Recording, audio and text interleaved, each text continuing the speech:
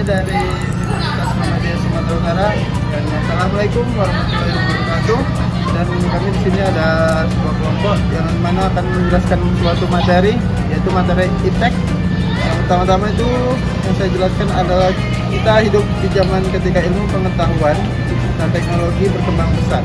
Namun, tahukah kita bahwa semangat mengali ilmu dan teknologi ditanamkan oleh Islam sejak 14 abad yang lalu? Islam tidak memisahkan antara ilmu dunia dan akhirat.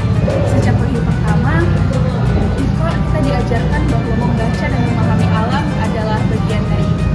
Rasulullah Shallallahu Alaihi Wasallam pun bersabda, menuntut ilmu itu wajib bagi setiap muslim. Inilah dasar dari revolusi ilmu pengetahuan dalam Islam.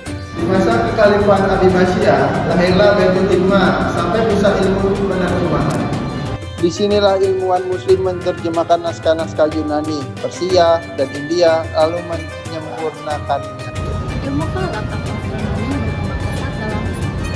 Ulama seperti Al-Batani dan Al-Jarkali menghitung gerak bintang dan bulan, bahkan menciptakan astrolabel. Semua itu dilakukan bukan untuk pamer sains, tapi untuk menyempurnakan ibadah seperti mengetahui waktu sholat, arah kiblat, dan awal Ramadan.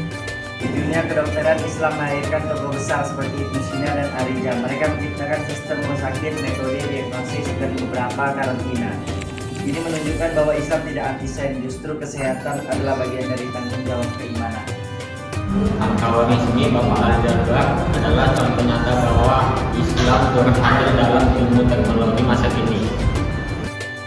Tanpa kontribusi tokoh-tokoh muslim di masa lalu, mungkin kita tidak akan mengenal angka nol, algoritma, atau sistem hitung modern.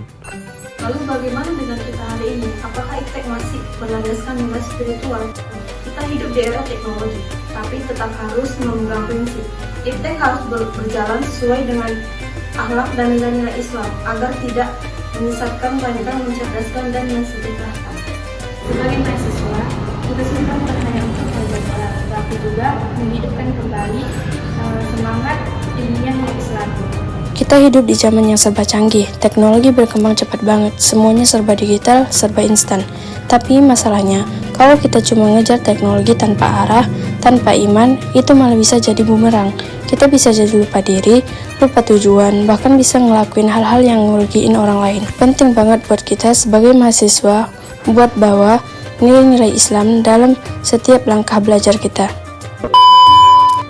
Saat ini kita punya tantangan baru, bagaimana menjadi generasi ilmiah yang tetap memegang nilai-nilai Islam.